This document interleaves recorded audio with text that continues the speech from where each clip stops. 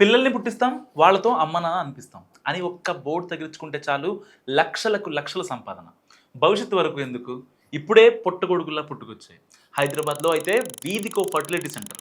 మనల్ని ఎవడురా ఆపేది అనే స్లోగన్ నచ్చిందేమో గానీ, ఇష్టారీతిన ఐవీఎఫ్ సెంటర్స్ పెట్టేస్తున్నారు. ఊరికే నోటికొచ్చిన ఆరోపణ చేయడం కాదిది. ఒక సర్వే ప్రకారం పిల్లలు పుట్టడం లేదని లోలోపల కుమిలిపోతున్న జంటలు మన దేశంలో 2,75,00,000 మంది.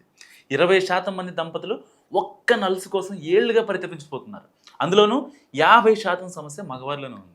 ఇక్కడ సిటీయా లేకపోతే విలేజా అని తేడా లేదు. అఫ్‌కోర్స్ సిటీలో ఉండే మగవాళ్ళలోనే ఈ ప్రాబ్లమ్స్ ఎక్కువగా కనిపిస్తున్నా, అంతే స్థాయిలో ఊళ్ళల్లో ఉండే వాళ్ళలో కూడా మగవాళ్ళలోనే ప్రాబ్లమ్స్ కనిపిస్తున్నాయి. సో ఇవి లెక్కలు ఓపెన్‌గా కనిపిస్తున్నప్పుడు, ఇన్ని కోట్ల మంది పిల్లలు లేక బాధపడుతున్నప్పుడు, ఆ దంపతుల ఆశను క్యాష్ చేసుకోవు మరి ఈ ఐవీఎఫ్ సెంటర్‌లు.